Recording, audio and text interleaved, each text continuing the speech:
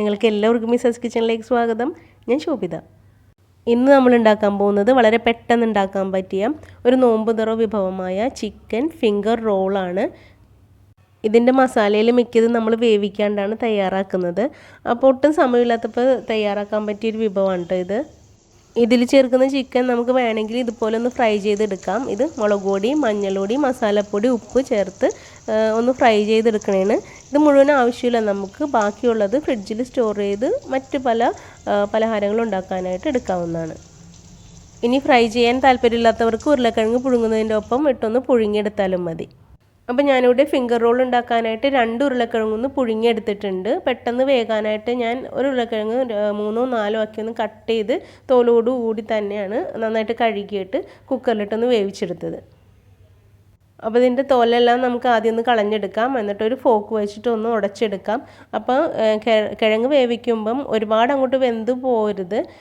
കുറച്ച് എന്താണെന്ന് വെച്ചാൽ അത്യാവശ്യം വേവ് മാത്രം ഉണ്ടായാൽ മതി, അല്ലെങ്കിൽ വല്ലാണ്ട് സോഫ്റ്റായി പോവും നമ്മുടെ ഫിംഗർ റോള്. അപ്പോൾ കിഴങ്ങെല്ലാം ഉടച്ചെടുത്തിട്ടുണ്ട്. നമുക്കൊരു സൈഡിലേക്ക് മാറ്റി വയ്ക്കാം. എന്നിട്ട് ഈ പ്ലേറ്റിലേക്ക് നമുക്ക് ഒരു മീഡിയം സൈസ് സവാള ഒന്ന് കട്ട് ചെയ്ത് ഇട്ട് കൊടുക്കാം. ചെറുതായിട്ട് കട്ട് ചെയ്ത് ഒരു ക്യാരറ്റ് ചേർത്ത് കൊടുക്കാം. 1/2 ടീസ്പൂൺ ഇഞ്ചി വെളുത്തുള്ളി പേസ്റ്റ് ചേർത്ത് കൊടുക്കാം. കുറച്ച് വേപ്പില ഇട്ട് കൊടുക്കാം. ഇനി ആവശ്യത്തിന് ഉപ്പ് ചേർത്ത് കൊടുക്കാം. അപ്പോൾ കിഴങ്ങ് ഉപ്പിട്ടാണ് വേവിച്ചത്. അപ്പോൾ പച്ചക്കറിക്ക് ആവശ്യമായ ഉപ്പ് മാത്രം ചേർത്താൽ മതി. ഒരു 1/4 ടീസ്പൂൺ കുരുമുളക് പൊടിയും 1/2 ടീസ്പൂൺ ഗരം മസാലപ്പൊടിയും ചേർത്ത് കൊടുക്കാം. ഇനി 1 ടീസ്പൂൺ വെളിച്ചെണ്ണയും കൂടി ഒഴിച്ചിട്ട് ഉപ്പ് നന്നായിട്ട് എത്തുന്ന വിധത്തിൽ നന്നായിട്ടൊന്ന് കുഴച്ചെടുക്കാം. അപ്പോൾ സവാളയും ക്യാരറ്റും മസാലപ്പൊടികളൊക്കെ നന്നായിട്ട് മിക്സ് ചെയ്തതിന് ശേഷം കിഴങ്ങും കൂടെ ചേർത്ത് നമുക്കൊന്ന് മിക്സ് ചെയ്തെടുക്കാം. അപ്പോൾ ഉപ്പ് എല്ലായിടത്തും ഒരുപോലെ പിടിക്കുന്ന വിധത്തിൽ നന്നായിട്ടൊന്ന് കുഴച്ചെടുക്കാം. അപ്പോൾ ഇതിനകത്ത് പെട്ടെന്ന് വെന്ത് കിട്ടുന്ന മറ്റ് പച്ചക്കറികളും ചേർക്കാവുന്നതാണ്. ഈ ഉരുളക്കിഴങ്ങിൻ്റെ ഒപ്പം നമുക്ക് വേണമെങ്കിൽ കപ്പയും ചേർക്കാവുന്നതാണ്. അപ്പോൾ കപ്പ ചേർക്കുമ്പം ഈ ഒരു റോളിന് കുറച്ചും കൂടി ഒരു മുറുക്കമൊക്കെ ഉണ്ടാകും. നിങ്ങൾക്ക് ഇഷ്ടമുണ്ടെങ്കിൽ കപ്പയും ചേർത്ത് കൊടുക്കാവുന്നതാണ്. ഇനി നേരത്തെ ഫ്രൈ ചെയ്ത് മാറ്റിയ ചിക്കനിൽ നിന്ന് കുറച്ചെടുത്ത് ഞാൻ ചെറുതായിട്ട് കിള്ളി എടുത്തിട്ടുണ്ട്. ഇത് ഒരു 1/4 കപ്പോളം വരും. അത് നമുക്ക് ഇതിനകത്തേക്ക് ചേർത്തിട്ട് കുറച്ച് പച്ചമുളകും കൂടെ 1ഓ 2ഓ പച്ചമുളകും കൂടെ കട്ട് ചെയ്ത് ഇട്ട് കൊടുക്കാം. അപ്പോൾ പച്ചമുളക് ഇട്ടതിന് ശേഷം ഒന്നും കൂടെ ഒന്ന് പെട്ടെന്ന് മിക്സ് ചെയ്തെടുക്കാം. ആദ്യം നമ്മൾ പച്ചമുളക് ഇടാതിരുന്നത് പച്ചമുളക് നല്ല എരിവുള്ളതാണ്. അപ്പോൾ നമ്മുടെ കൈക്ക് ഒന്ന് പുകയാൻ സാധ്യതയുണ്ട്. അതുകൊണ്ടാണ് ആദ്യം പച്ചമുളക് ഇട്ട് കൊടുക്കാതിരുന്നത്. അപ്പോൾ ഞാൻ നേരത്തെ പറഞ്ഞ പോലെ കിഴങ്ങ് ഒരുപാട് അങ്ങോട്ട് വെന്ത് പോകരുത്. അങ്ങനെ വെന്ത് പോയിട്ടുണ്ടെങ്കിൽ നമ്മുടെ പെർഫെക്റ്റ് ആയിട്ടൊക്കെ കിട്ടും, ഷേപ്പിലൊക്കെ കിട്ടും, അതൊന്നും കുഴപ്പമില്ല. പക്ഷെ നമ്മളിത് കഴിക്കുമ്പോൾ ഒരു ഭയങ്കര സോഫ്റ്റ് ആയിരിക്കും. അപ്പം അത്രയും സോഫ്റ്റ്നെസ് വേണ്ടാന്നുള്ളവർക്ക് അധികം കിഴങ്ങ് വല്ലാണ്ട് അങ്ങോട്ട് വെന്ത് പോവാതെ നോക്കണം കേട്ടോ. ഇനി വല്ലാണ്ട് വെന്ത് പോയിട്ടുണ്ടെങ്കിൽ നിങ്ങൾക്ക് ഇത് ഭയങ്കര ലൂസായിട്ട് തോന്നുന്നുണ്ടെങ്കിൽ കുറച്ച് ബ്രെഡ് പൊടി ഇതിനകത്തേക്ക് ചേർത്തിട്ടൊന്ന് ഒരുമിച്ചൊന്ന് കുഴച്ചെടുത്താലും മതി. നമുക്ക് ഈ മസാല ഒന്ന് ഷേപ്പ് ചെയ്തെടുക്കണം. അപ്പോൾ ഒരു ഉരുള കയ്യിലെടുത്തിട്ട് ഇതുപോലെ ഒന്ന് കുറച്ച് നീളത്തിലായിട്ട് ഇതുപോലെ ഒന്ന് ഷേപ്പ് ചെയ്തെടുത്താൽ മതി. അപ്പോൾ ഇതുവരെ നിങ്ങൾക്ക് ഈ വീഡിയോ ഇഷ്ടമായാലും ഒരു ലൈക്ക് കൊടുത്തേക്കണം. മിസാസ് കിച്ചൺ സബ്സ്ക്രൈബ് ചെയ്യാത്തവർ സബ്സ്ക്രൈബ് ചെയ്തതിന് സപ്പോർട്ടും കൂടി ചെയ്തേക്കണേ. നമ്മൾ ഇതിനകത്തേക്ക് കുരുമുളക് പൊടി മസാലപ്പൊടി മാത്രം ചേർത്ത് കൊടുത്തുള്ളൂ. മുളക് പൊടിയോ മഞ്ഞൾ പൊടിയോ ഒന്നും ചേർത്ത് കൊടുത്തില്ല.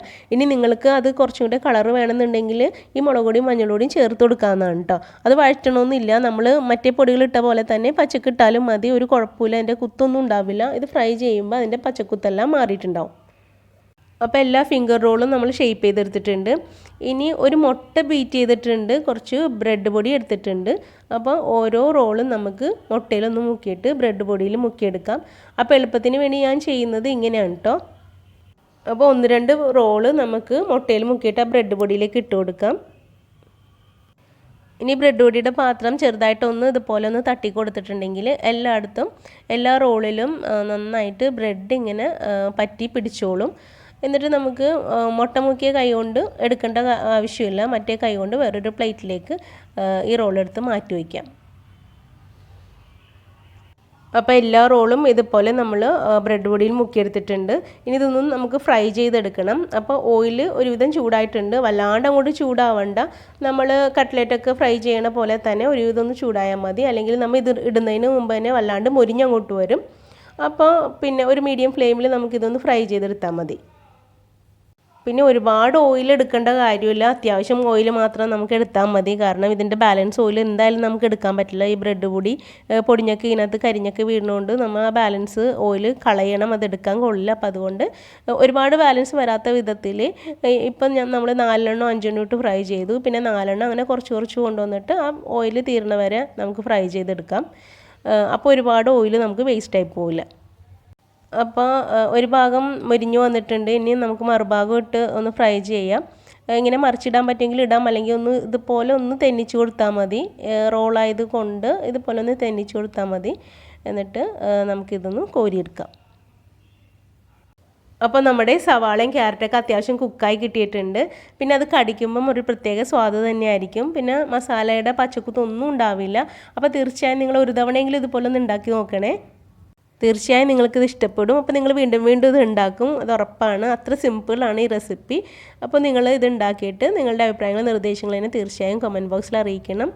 ഈ വീഡിയോ നിങ്ങളുടെ ഫ്രണ്ട്സ് ആൻഡ് ഫാമിലിക്ക് ഒന്ന് ഷെയറും കൂടെ ചെയ്തേക്കണേ. താങ്ക്